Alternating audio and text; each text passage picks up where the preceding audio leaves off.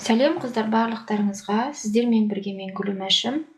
Бүгінгі шеберлік сабағымызда осындай тік жолақтарды тоқып үйренетін боламыз. Өзіңізге ыңғайлы қолыңызда бар жіптердің түсінен екі түсті немесе бірнеше түсті де бұл тік жолақтарды тоқыған кезде қолдануға болады.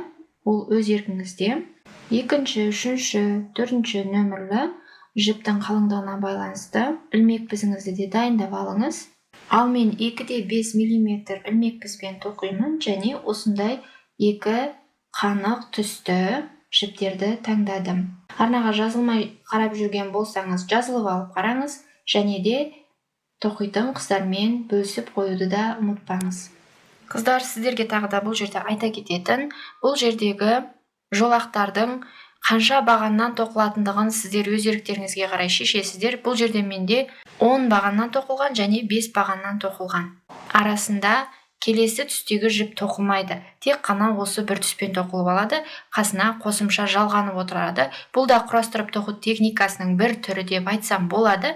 Бұны мен тоқу тәжірибемде осылай құрастырып тоқуды меңгердім. Осы әдіспен бөлісіп қояйын сіздермен. Ұнап жатса, көптік етпес, сіздер де осылай өздеріңіздің тоқитын киім түрлеріне, тағы да басқа жамылғылар болсын, жастықтардың тыстары болсын, көп ыстық ыдыстардың астына қоятын әртүрлі бұйымдарға осылай қосып тоқуға болады. Кілем тоқитын қыздар болса, осы техниканы да қолданып тоқысаңыздар, жіптің аз кетуіне себебін тигізеді. Егер де осы тік жолақпен түрлі киімдерді тоқып жатсаңыз, бұл тік жолақты болғандықтан адамның дене пішінін сымбатты, жинақы қылып көрсетеді, ал көлденең жолақ болса, керісінше көлем қосып, салмақ қосып жатады деп айтады, соны да ескересіздер. Менің алдыңғы блогтарымды қарасаңыздар, балаға арналған, қыз балаға арналған осындай белдемшесімен кардиган тоқылды. Оның алдындағы блогты қарасаңыздар, қыз келіншектерге арналған оверсайз кардиган тоқылды. Сол кезде алдыңғы бөліктерінде осылай тік жолақты техниканы қолданып мен тоққан болатынмын. Соған байланысты осы жерде осы сабақ тұрсын, үйреніп, сіздер де сондай киім түрлерін тоқсаңыздар деген ойдамын. Одан кейін қыздар, бұл жерде неге сіздер жақтан тура осылай экранға қарап отырғанда сол қолдарыңыз болып тұр, бұл тоқылуы солдан оңға қарай ғана жалғанып отырады.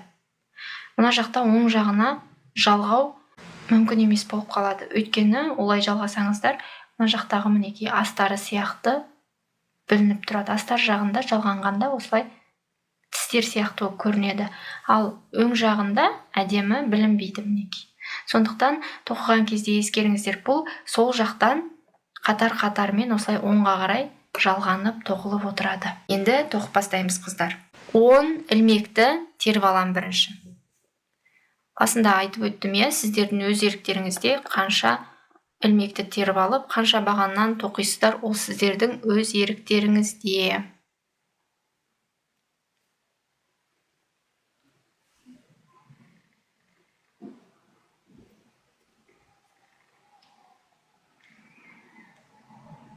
Бір, екі, үш, төрт, бес, алты, жеті, сегіз, тоғыз, 10.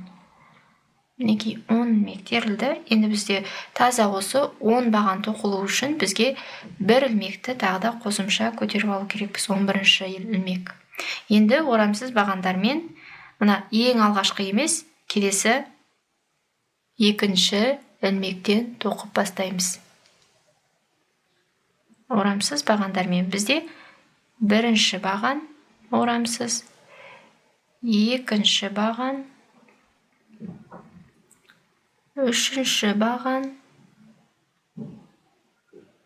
төртінші, бесінші,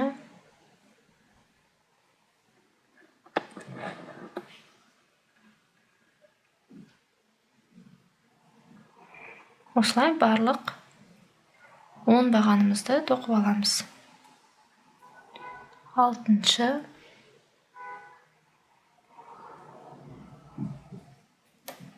жетінші, 8, 9, мінекей 10-шы баған. Енді біз келесі қатарға өту үшін міндетті түрде соңғы бір ілмекті көтеріп аламыз, жұмысымызды бұрамыз. Енді қайтадан тоқып шығамыз 10 бағанымызды. Осылай бізге қажетті ұзындықта бірнеше қатар тоқып аламыз. 10 бағанымызды орамсыз осылай бірнеше қатар тоқимыз.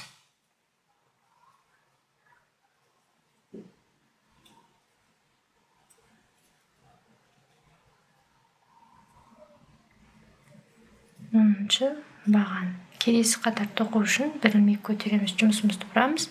Осылай қыздар жалғастырамыз. Өзімізге қажетті қатарды тоқимыз. Мен келесі жолақты жалғап сіздерге көрсету үшін осылай өз еркіммен бірнеше қатар тоқып алайын, одан сіздерге қайттан қосылатын боламын.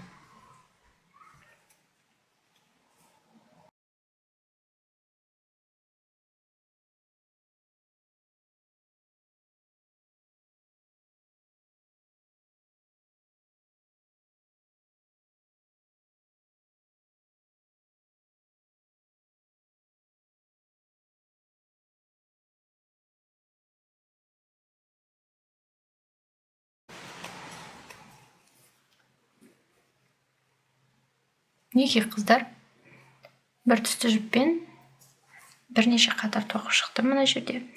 1, 2, 3, 4, 5, 6, 7, 8, 9, 10, 11, 12 қатар тоқылды. 10 баған 12 қатар тоқылды. Енді бізде мына сияқты ұзын қылып тоқып аласыздар. Мен бұл жерде үлгі ретінде сіздерге көрсетіп тұрмын. Жалғастырып ары қарай тоқи беруге болады. 20-30 қатар қылып, өзіңізге қажетті ұзындықта. Енді бізде келесі жібімізді аламыз. Келесі жібімізден де осылай түйіншек түйіп аламыз.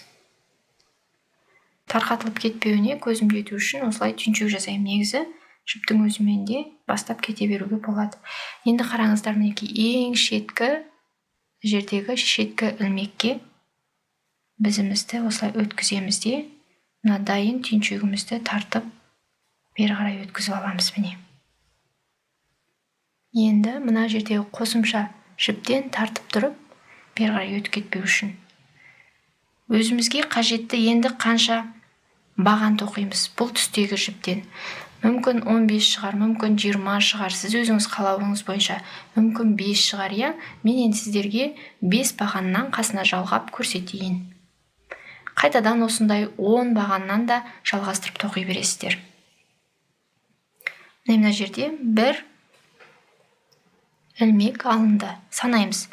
2, 3, 4, 5. Бізге осы таза 5 баған тоқылу үшін бір ілмек артық қалмау керек, я? 6-шы ілмегімізді аламыз. Енді бірінші ілмектен емес, келесі 2-ші ілмектен бастап тоқимыз. Орамсыз бағандар, я? 1, 2, 3,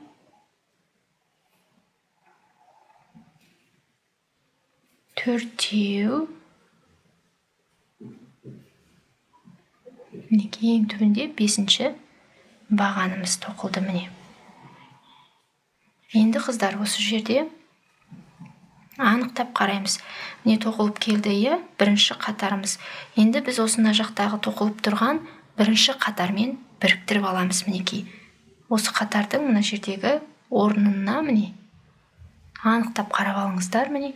Сіздерге түсінікті болу үшін әдейі осындай қанық, ашық түсті жіптерді таңдап алдым. Қою түстер болса көрінбей қалады. Мінекей осы орыннан бұл қатарды біріктіреміз. Мінекей жібімізді ілмекті алып шықтық. Келесі бізіміздегі ілмектен өткіземіз. Бізде бір қатар бірікті бірінші қатарымыз. Енді келесі қатардағы міне шеткі орыннан біз келесі қатарды тоқу үшін ілмек көтереміз ғой. Сол сияқты бұл жерде де ілмек көтеру барысында мына тоқылған қатардың шетін жалғап өтеміз. Мінекей осы орыннан өз көрініп тұрады міне. Шетінде тоқылған орын. осы орыннан ілмегімізді тағы да тартып шығарып, бізіміздегі ілмектен де өткіземіз. Енді жұмысымызды бұрамыз. Ары қарай міне қалай тоқимыз. Санаңыздар қыздар. Енді тоқып бастаған қыздар, сіздер санаудан шаршамаңыздар. Көздеріңізді жеткізіңіздер. Өйткені сіздер бастап тоққан кезде қайсысы қатар, қайсысы баған, сіздер біраз түсіну қиын болады, иә? Сондықтан санаңыздар. Мінекей 1, 2, 3, 4, 5. Сізде 5 баған тоқылып отыру керек үнемі. Сондықтан жібімізді мінекей ары қарай өткіземіз. Мына жерде бірінші бағанымызды тоқимыз. Орамсыз бағандар. 1 баған, 2 баған, 3 баған, 4 баған және соңғы 5 бағанымыз, иә? Енді біз келесі қатар тоқу үшін бір ілмек көтеріп аламыз, жұмысымызды бұрамыз. Неге қараңыздар. Шеті осылай жалғанды. Енді тура осы әдіспен келесі қатарларды да жалғастырып қасынан тоқи береміз. 1 баған, 2 баған, 3 баған, 4 баған және 5 бағанымыз. Енді біз осы қатарды біріктіруіміз керекпіз. Тағы да мінекей шеткі орыннан, ең шеткі орыннан қыздар, мінекей біріктіреміз. Келесі қатарға өту үшін тағы да келесі шеткі орыннан тағы да осылай өткізіп аламыз. Жұмысымызды бұрамыз. Көрдіңіздер ма? Астар жағы да әдемі, өң жағы да әдемі болып, бізде бірігіп қасынан келесі жолағымыз әдемі тоқылып жатыр, е? 2, 3 бағанымыз, 4 бағанымыз және 5 бағанымыз. Келесі қатарға өту үшін бір ілмек соңынан тоқылады. Қыздар, сіздер мүлде тоқып көрмеген болып, осы сабақты қарап отырған болсаңыз, менің арнамда 0-ден бастап ілмек бізбен тоқу деген шеберлік сабақтар бар. Сол жерде бұл бағандардың бірнеше тоқу түрлері көрсетілген, асықпай, толықтай сызбасымен түсіндіріліп. Сол сабақты барып қараңыз. Бұл тоқып үйреніп алған, тоқудан біраз түсінігі бар қыздар үшін мен тезірек көрсетіп жатырмын. Мінекей қыздар, осылай жалғастырамыз ары қарай. 1 баған, 2 баған, 3 баған, 4 баған және ең түбінде бізде 5 баған. Санап отырып тоқимыз. Мінекей. Одан кейін біз біріктіреміз осы тоқып келген қатарымызды, е? Ұмытпаймыз. Содан кейін тағы бір қатарды көтеру үшін тағы бір шеткі орынға осылай ілмегімізді өткіземіз. Жұмысымызды бұрамыз, жалғастырамыз. Осылай қасына жалғастырып тоқи береміз. Біздің әдемі жолақтарымыз тоқылып шығады.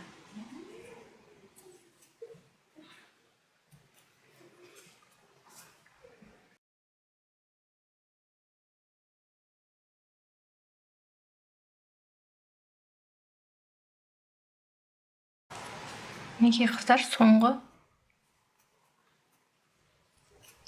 қатарлары тоқылып жатыр. Мына жердегі бірінші жолағымыздың ұзындығын ұзарту үшін бұл жерде жібімізді осылай тоқтатып қойып, келесі жібімізбен жолағымызды ұзартып қатарын тоқи береміз. Қасынан қосымша келесі екінші түстегі жолақты да жалғастырып тоқып отырамыз. Көрдіңіздер ғой, жалпы тоқылу техникасы қыздар осылай. Бұл құрап тоқудың тағы бір түрі осындай. Мен өзім қолданып жүрген. Мен оюлы этнокардигандарды көп тоқимын ғой. Сондықтан осындай бір техниканы қолданып жүрмін. Өзімше тоқу тәжірибемде осылай ойлап таптым. Сіздермен осылай бөлістім. Енді тоқыма блог барысында мен сіздерге түсіндіріп айттым ғой, арасында келесі түсті жіп болмайды деп, өзі ғана тоқылады деп. Мінекей осылай әдісінде шеберлік сабағы ретінде сіздерге көрсетіп салып қойдым. Кәделеріңізге жарасын. тоқыған бұйымдарыңыз біркелкі әдемі болып шыға берсін. Тоқыма өнеркәсібімен айналысып жүрген болсаңыз, табысты бола беріңіз. Сіздермен бірге болған әдеттегідей мен Гүлім Әшім. Сау саламатта, тамаша күндерде қосылғанша. Әрбір шаңырақта бақыт туы желбіресін. Сау болыңыздар.